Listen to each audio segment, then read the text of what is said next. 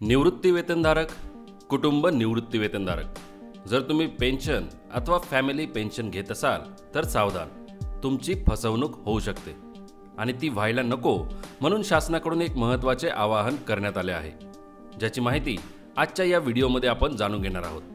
त्यामुळे व्हिडिओ शेवटपर्यंत अवश्य बघा आणि इतरांसोबतही तो शेअर करा, म्हणजे त्यांनाही याबाबत जागरूक राहता येईल। पण त्यापूर्वी जर आपल्या चॅनलवर नवीन असाल तर सबस्क्राईब करा, बेल आयकन प्रेस करून ऑल नोटिफिकेशन सिलेक्ट करा, म्हणजे नव्या व्हिडिओची नोटिफिकेशन तुम्हाला लगेच मिळेल।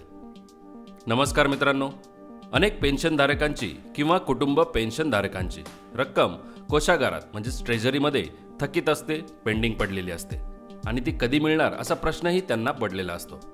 याचाच फायदा घेऊन वयस्कर ज्येष्ठ नागरिकांना, पेन्शनधारकांना आता फसवण्याचे काम सुरू आहे। त्याबाबत अधिदान व लेखा कार्यालय मुंबई यांनी काय आवाहन केले आहे ते अगोदर जाणून घेऊ।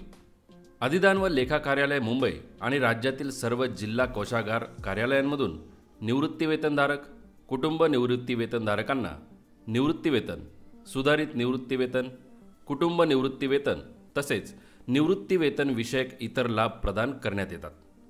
सदर लाभ प्रदान करताना कोणत्याही प्रकारे वसुलीबाबत प्रदान करण्यात येणाऱ्या रकमेबाबत कोषागार कार्यालयामार्फत फोन करून संपर्क साधला जात नाही, तसेच ऑनलाईन व्यवहार करण्याविषयी सूचित केले जात नाही।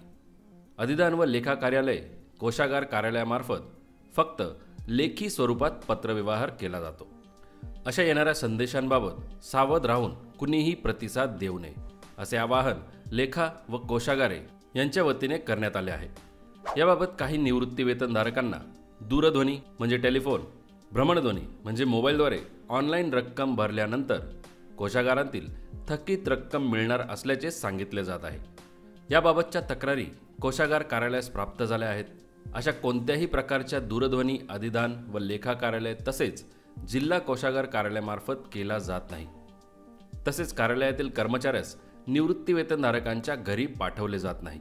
दूरध्वनी, भ्रमणध्वनीवरून प्रदानासंदर्भात संपर्क साधून रक्कम ऑनलाईन, गुगल पे, फोन पे किंवा इतर इलेक्ट्रॉनिक माध्यमांद्वारे भरण्याबाबत अधिदान व लेखा कार्यालय तसेच जिल्हा कोषागार कार्यालयांमार्फत कळवले जात नाही।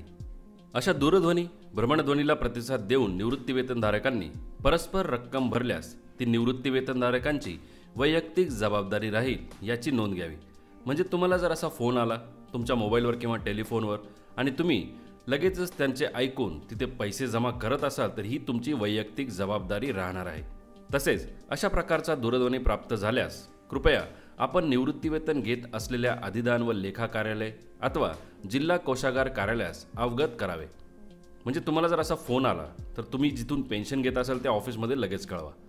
तसेच कोणतेही व्यवहार करण्यापूर्वी अथवा शंका असल्यास प्रथमतः संबंधित निवृत्ती वेतन घेत असलेल्या कार्यालयाशी संपर्क साधण्यात यावा। लेखा व कोषागारे यांच्यामार्फत असे आवाहन करण्यात आले आहे। तर मित्रांनो, यामध्ये शासकीय कार्यालयाकडून कोणकोणत्या गोष्टी ऑनलाईन किंवा फोनच्या माध्यमातून केल्या जात नाहीत याची स्पष्ट माहिती सांगितली आहे। म्हणजे जर उद्या तुम्हाला फोन आला की एक ठराविक रक्कम भरल्यानंतर तुमचे ॲरियर्स किंवा कोषागारातील थकीत रक्कम लगेच तुम्हाला मिळेल, तर लगेच त्यांनी सांगितलेल्या माहितीवर विश्वास ठेवू नका। गुगल पे, फोन पे किंवा इतर कोणत्याही प्लॅटफॉर्मवरून त्यांनी सांगितलेली रक्कम भरू नका, कारण शासकीय कार्यालयातून असा कुठलाही फोन येत नाही, पैशांची मागणी केली जात नाही, ऑनलाईन व्यवहार करण्याची सूचना दिली जात नाही, तसेच कार्यालयाच्या कोणत्याही कर्मचाऱ्याला पेन्शनरच्या घरीसुद्धा पाठवले जात नाही। कोणीही या फ्रॉडला बळी पडायला नको म्हणून ही माहिती सर्वत्र पोहोचणे गरजेचे आहे। म्हणून मी पुन्हा सांगेल की व्हिडिओ जरूर शेअर करा। धन्यवाद मित्रांनो, जय हिंद, जय महाराष्ट्र।